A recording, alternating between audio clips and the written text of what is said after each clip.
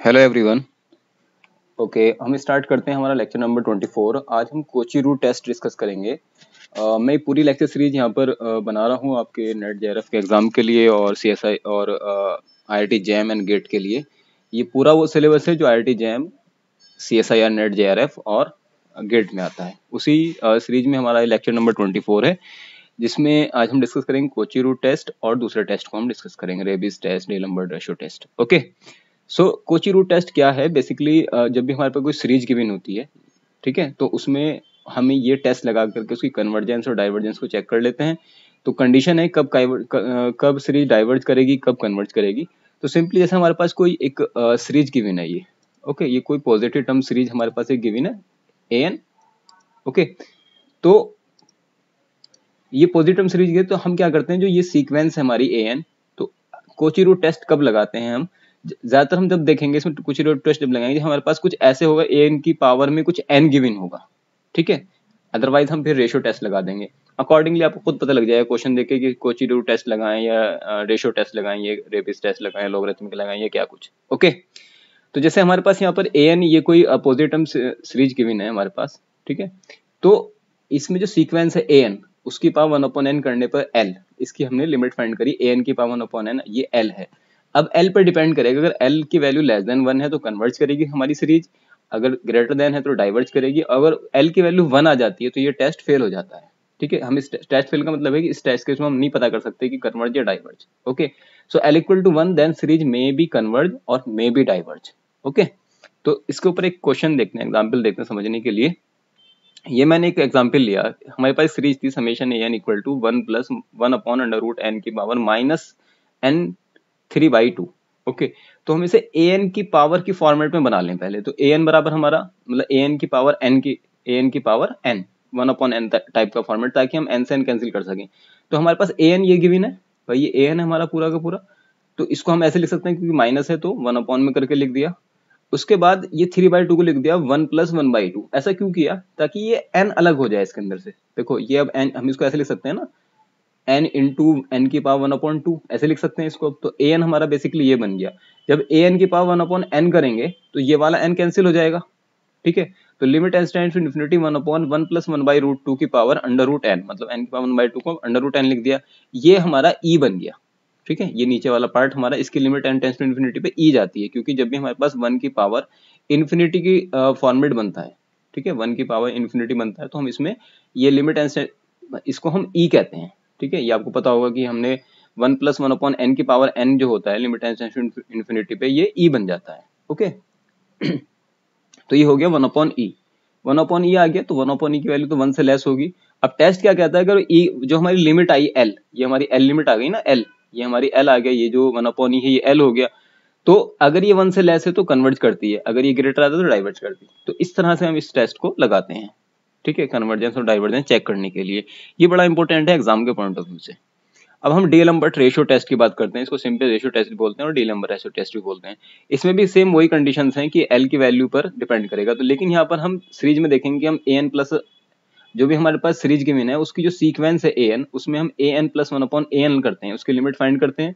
Limit find करने, क्योंकि ratio में लिखा है इसलिए रेशियो टेस्ट बोलते हैं इसको। Limit n tends to infinity पे जब इसकी लिमिट फाइंड करते हैं, अगर ये l आ रही है लिमिट, जो l है ये, अगर ये लेस देन 1 है तो कन्वर्ज, ग्रेटर देन है तो डाइवर्ज, और सेम उस तरह से टेस्ट फेल हो जाएगा l equal to 1। That is we can't say about the nature of the series if l equal to 1। l equal to 1 है तो फिर हम नहीं कह सकते डाइवर्ज या कन्वर्ज, मतलब टेस्ट ही फेल हो जाता है। तो रेशियो टेस्ट, अब ये भी आपको क्वेश्चन देख के पता लगेगा, जहाँ पर an की पावर जो हमारी सीक्वेंस है वो 1/n टाइप से नहीं आ रही है, तो वहां पर हम ये टेस्ट लगा देंगे, ठीक है। हालांकि दोनों टेस्ट लगा सकते हैं आप, कोई किसी टेस्ट को कहीं पे भी लगा सकते हैं, कोई इतना कोई हार्ड एंड फास्ट रूल नहीं है। आपको क्वेश्चन प्रैक्टिस करने से खुद ही पता लग जाता है कि कहाँ पर किसको लगाना, किस टेस्ट को लगाना इजी होगा। तो सिंपली ये भी कोई सेम उसी तरह से है, पॉजिटिव टर्म सीरीज की मैंने, और an प्लस 1/an की वैल्यू फाइंड करेंगे और फिर अकॉर्डिंगली हम बताएंगे कि कन्वर्ज कर रही है डाइवर्ज कर रही है सीरीज। ओके, चलिए इस पे भी क्वेश्चन देखते हैं। ये हमने सीरीज ले ली समेशन an इक्वल टू 1/2 की पावर माइनस n 2 की पावर n माइनस 1 प्लस 1, ठीक है। तो an तो यहाँ पर ये हो गया हमारा, ये हमारा an मैंने यहाँ पे लिख दिया अलग।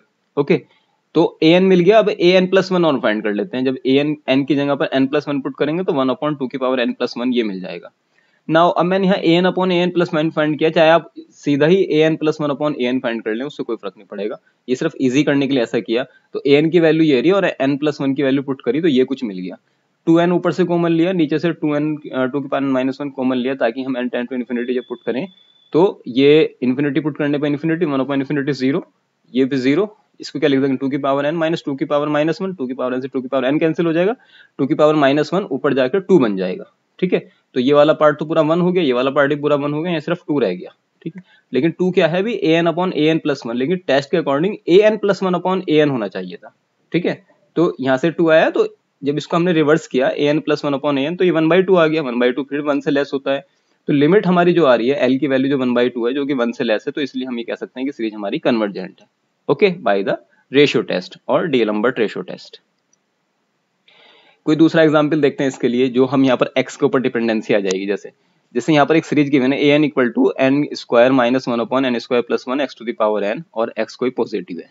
ओके, तो an तो हमारा इतना ही पार्ट हो जाएगा, फिर से ये an लिख दिया हमने यहाँ पर। ओके, an हो गया, तो an प्लस वन फाइंड कर सकते हैं, जहां जहां n है वहां n प्लस वन पुट किया हमने। फिर हमने यहाँ simple an plus one upon an ratio test लगा दिया, सीधा लिमिट लगाई इसमें n टाइम्स टू इन्फिनिटी पे। सिंपल अब इसे सॉल्व करते जाने हम, यहाँ पर an प्लस वन की वैल्यू पुट करी, ये यहाँ पर हमने an की वैल्यू पुट करी। रिवर्स करते हैं क्योंकि नीचे लिखा हुआ है x में, यहाँ पर n था तो n प्लस वन हो गया उसी तरीके से। ठीक है, ये कुछ कैंसिल हो जाएंगे, n x की पावर n प्लस वन को लिख देंगे x की पावर n इंटू एक्स की पावर वन, और x की पावर n से n कैंसिल हो जाएगा। उसी तरह से यहाँ पर कॉमन लेने के बाद हम ये n को कैंसिल करेंगे, ताकि ये क्योंकि कॉमन इस तरह से लिया ताकि हम जब n tends to infinity put करें तो 1 अपॉन इन्फिनिटी 0 मिल जाए हमें, और 0 प्लस 1 जो है हमारा 1 हो जाएगा। पुट किया इसमें लिमिट्स आने में, तो ये टोटल हमारा टर्म 1 हो जाएगा, यहाँ सिर्फ एक x रह जाएगा। ठीक है, x रह गया। अब x है, x की वैल्यू तो हमें पता नहीं है, x डिपेंड कर गया, x की वैल्यू लेस देन है तो कन्वर्ज, ग्रेटर देन है तो डाइवर्ज, और x की वैल्यू 1 है तो टेस्ट फेल हो जाएगा। तो x पे डिपेंडेंसी आ गई फिर। तो अब हमने क्या किया, ओके यहाँ पर ये देखिए, hence by D'Alembert ratio test series is convergent if x less than 1, x पे डिपेंड कर रहा है, and diverge if x greater than 1। now x बराबर 1 पे x बराबर 1 पुट करके देखा हमने, जब x बराबर 1 पुट करेंगे यहाँ पर, इसमें जब हमने x बराबर 1 पुट किया यहाँ पर, जब x बराबर 1 पुट किया इस जगह पर, तो क्योंकि सॉरी x बराबर 1 पे टेस्ट फेल हो जाता है, x बराबर 1 पुट किया यहाँ पर देख रहे हैं आप, तो लिमिट टेंड टू इन्फिनिटी आएगी जो कि 1 आ गया। ठीक है, नॉट इक्वल टू 0 आ गया, तो इसका मतलब क्या हो गया, x बराबर 1 पे सीरीज डाइवर्जेंट हो गई। ठीक है, क्योंकि जैसे मैं अभी लास्ट लेक्चर में डिस्कस कर चुका हूँ, वो वाला यहाँ पर रिजल्ट यूज करने हैं कि अगर सीरीज कन्वर्ज करती है तो उसकी जो सीक्वेंस है उसकी लिमिट 0 आनी चाहिए। ठीक है, कन्वर्ज का ट्रू नहीं है, लेकिन सीधा स्टेटमेंट है, सीधे स्टेटमेंट का ट्रू है, वन साइडेड ट्रू है कि अगर कोई भी सीरीज हमारी ये कन्वर्जेंट है तो जो इसकी सीक्वेंस है ये वाली an, जब इसमें लिमिट लगाते हैं टेंड टू इन्फिनिटी पे, तो इसकी वैल्यू 0 आनी चाहिए। ठीक है, लेकिन यहाँ तो 0 नहीं आ रही है, यहाँ तो 1 आ रही है वैल्यू, इसका मतलब क्या है कि ये सीरीज हमारी डाइवर्ज कर रही है x इक्वल टू 1 पे, तो 1 पे डाइवर्ज कर रही है, तो hence series converge if x less than 1 and diverge कर रही है 1 पे भी और 1 से ग्रेटर पे भी डाइवर्ज कर रही है। ठीक है, 1 से ग्रेटर पे तो डाइवर्ज करती है क्योंकि l की वैल्यू ग्रेटर देन 1 पे according to the ratio test, और 1 पे भी हमने यहाँ चेक किया कि 1 पे भी डाइवर्ज कर रही है, जैसे हम पिछले लेक्चर में डिस्कस कर चुके हैं इस वाले रिजल्ट के थ्रू कि अगर सीरीज हमारी an समेशन an गिवन है, तो an हम जो सीक्वेंस है उसकी लिमिट फाइंड करते हैं, वो 0 आनी चाहिए सीरीज के कन्वर्जेंट होने के लिए। ओके, आई होप ये आपको क्लियर हो रहा होगा। फिर भी कोई डाउट है तो प्लीज मुझे कमेंट सेक्शन जरूर बताएं, and if you like the content please like and subscribe the channel, and अपने फ्रेंड्स में शेयर, अपने फ्रेंड्स के बीच में इसको शेयर करते रहें। ओके, ये बिल्कुल फ्री ऑफ कॉस्ट है, और आप इसको इजीली, मैं पूरा सिलेबस डिस्कस करूंगा, सभी टॉपिक्स को डिस्कस करूंगा। अभी रीजनल एनालिसिस की बात चल रही है, उसके बाद abstract algebra, linear algebra, complex analysis, ODE, PDE and integral equation, COV सब डिस्कस करेंगे हम। ठीक है, वन बाय वन। सो ये बिल्कुल वही सिलेबस है जो आपके कोचिंग सेंटर्स में पढ़ाया जाता है, जो आप वहां पर जाकर पढ़ेंगे। ठीक है, तो ये आपको यहाँ पर इस चैनल के माध्यम से बिल्कुल फ्री ऑफ कॉस्ट आपको दिया जा रहा है। ओके, चलिए अब हम नेक्स्ट टेस्ट की चलते हैं, जिसको रेबिस टेस्ट कहते हैं। ये क्या कहता है, ये कहता है कि अगर an कोई पॉजिटिव टर्म सीरीज है, देन सॉरी सच दैट, इस तरह से limit n tend to infinity n times of an upon an plus one minus one की वैल्यू अगर l आती है। अब इसमें ध्यान रखने की बात है, यहाँ उल्टा हो रहा है, कन्वर्ट कर रही है ग्रेटर पर, अगर l की वैल्यू ग्रेटर देन 1 है तब कन्वर्ट करेगी, लेस देन पे यहाँ पे डाइवर्ट करेगी, और एज यूजुअल एक्स एल बराबर 1 पर टेस्ट फेल हो जाएगा। जब एल की वैल्यू फाइंड करी, अभी हमने देखा था लेस देन पे कन्वर्ज कर रही थी, ग्रेटर पे डाइवर्ज कर रही थी, लेकिन रेबिस टेस्ट में इसका उल्टा है। रेबिस टेस्ट के according L greater than L की वैल्यू ग्रेटर देन 1 है तो कन्वर्ज करेगी, लेस देन पे डाइवर्ज करेगी। ओके, अब इसके ऊपर एक क्वेश्चन देखते हैं पहले। ये एक सीरीज की विन है a n equal to 3 6 9 up to, आप देख रहे हैं जैसे x to the power n, और नीचे है 7 10 13 3n प्लस 1। ओके, अब एक नोट यहाँ पर लिख लें कि जब रेशियो टेस्ट हमारा फेल हो जाता है, ठीक है, when ratio test is fail then we should apply the Raabe's test. उस कंडीशन में रेबिस टेस्ट हम अप्लाई करते हैं यहाँ पर। तो सिंपल ये हमारा ए एन की वैल्यू हो गई भाई, ये सारा का सारा हमारा ए एन हो गया इतना। ओके, ए एन हो गया, हमने ए एन प्लस 1 फाइंड किया, तो पहले निकाला A N upon A N plus 1, simple divide करने के बाद, और यहाँ पर 1 अपॉन एक्स हो जाएगा, कुछ टर्म कैंसिल हो गए। ओके, यहाँ से यहाँ तक के टर्म कैंसिल हो गए ये हमारे पास, क्योंकि हमने ए एन तो ऐसे लिखा, ए एन प्लस 1 का मतलब एन की जगह पर एन प्लस 1 आ जाएगा। ओके, और फिर इनको डिवाइड किया तो यहाँ से यहाँ तक ये वाले टर्म कैंसिल हो गए, सिर्फ ये रह गया 3n प्लस 1 ऊपर साइड से, नीचे साइड से रह गया 3n plus 3 into 1 upon x. अब यहाँ पर 1 अपॉन एक्स के ऊपर डिपेंडेंसी आएगी, जाहिर सी बात है। तो A N plus upon A N plus 1 upon A N हमने ये फाइंड किया, तो ये 1 अपॉन एक्स की वजह से एक्स हो गया, क्योंकि वहां पर हमने A N upon A N plus 1 find किया था, यहाँ पर इसका रिवर्स किया है।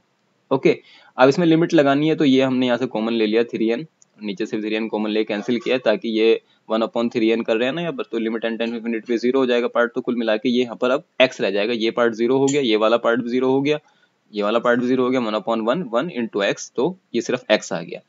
By Raabe's test summation a n is converge if x less than 1 and diverge if x greater than 1 and test fail and x equal to 1 पर fail हो जाएगा according to Raabe's test. Raabe's test में ध्यान रखने की बात है कि कन्वर्ज करता है, डाइवर्ज करता है ग्रेटर पर, और कन्वर्ज करता है अपना सॉरी रेशियो टेस्ट के अकॉर्डिंग कन्वर्ज करता है लेस देन पर और डाइवर्ज करता है ग्रेटर पर, और x बराबर 1 पर टेस्ट फेल हो जाता है। ठीक है, रेशियो टेस्ट फेल हो रहा है, तो अब यहाँ पे हम अप्लाई करते हैं रेबिस टेस्ट। रेबिस टेस्ट में होता है n into A N upon A N plus 1 minus 1। Okay, और सिंपली हमने इसकी वैल्यू पुट करी A N upon A N plus 1 की 3n plus 7 upon 3n plus 3 minus 1। ये पुट करने के बाद यहाँ पर लिमिट लगानी है, सिंपल कॉमन लेने के बाद। ओके, तो यहाँ पर ये हमने पहले इसको सॉल्व कर लिया सिंपल, ठीक है, जैसे एलसीएम लेके सॉल्व करते हैं ना, ये एलसीएम लेके सॉल्व किया, इधर चला गया 3n प्लस 3। अब यहाँ पर करने के बाद इतना ये टर्म कैंसिल हो जाएंगे, यहाँ पर जो टर्म कैंसिल 3n से 3n कैंसिल होगा, सिर्फ इतना पार्ट रह गया, n टेंड्स टू इन्फिनिटी, यहाँ से n कॉमन लेंगे, कॉमन ले कैंसिल करेंगे तो ये आ जाएगा 4/3 जो कि ग्रेटर देन 1 आ रहा है। तो by Raabe's test greater than जब 1 आता है, रेबिस टेस्ट के अकॉर्डिंग ये कन्वर्ज करती है।